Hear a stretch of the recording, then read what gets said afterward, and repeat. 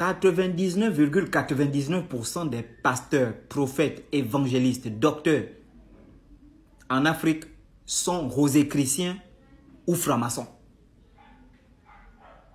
Et c'est pourquoi ça fait pitié quand tu vois des fidèles qui savent bien qu'ils sont dans le faux et ils viennent parfois sur la toile ou bien parfois ils viennent m'écrire: oh non, mais est-ce que tu sais que le combat que vous menez là c'est zéro, on ne va jamais fermer les églises, on ne va jamais arrêter nos pasteurs. Oui, ce que vous dites c'est vrai.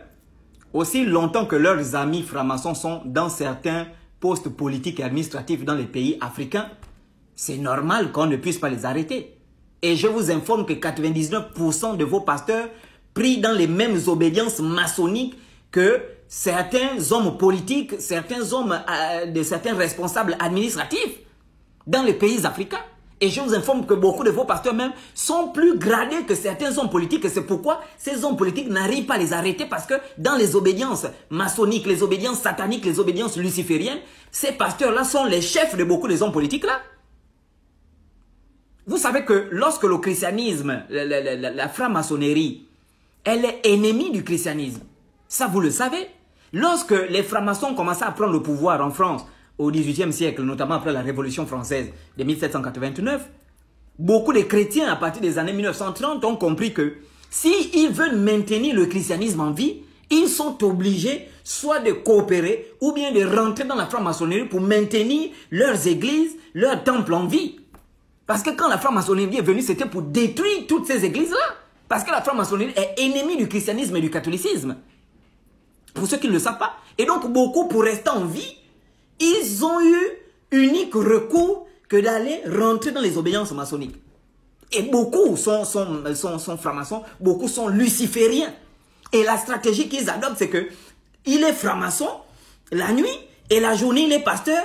Et dans son église, il manque de critiquer les francs-maçons pour faire diversion en disant les francs-maçons sont des diables, les rosicruciens sont des diables. Alors que la nuit, il se retrouve avec les gens là, dans les obédiences. Quand il part en mission là-bas, c'est avec les francs-maçons qu'il se retrouve. Beaucoup sont lucifériens, ils pratiquent les actions diaboliques. Ils sodomisent les enfants, les femmes avec qui ils couchent, ils téléchargent les énergies. Les fidèles sont devenus leur centre où ils viennent absorber les énergies. Et ils couchent, ils déviergent les petites filles, ces enculés là. Ils déviergent, ils prennent les virginités des filles. Ils perdent les petits garçons, les pasteurs. Ils perdent les petits garçons, ils prennent l'aura de ces enfants là pour avoir toujours l'éloquence. Pour savoir toujours parler, tromper les gens, c'est ça. Et après on étouffe les affaires. Tel pasteur a déviergé la fille, il donne de l'argent et on étouffe les affaires. Et dans les tribunaux partout dans le monde, ce sont leurs amis, ils étouffent les affaires et ni vu ni connu. Mais Dieu va susciter des gens qui ne sont pas dans vos systèmes, des dirigeants qui ne sont pas dans vos systèmes. Dieu va les susciter et ce sera la fin. Je dis oui, pour l'instant, on ne peut pas fermer vos églises, on ne peut pas arrêter vos pasteurs parce que leurs amis sont encore au pouvoir. Mais le pouvoir de leurs amis est en décadence actuellement. Et Dieu va susciter des gens qui ne seront pas dans vos systèmes, qui vont vous détruire. Ça, il faut retenir.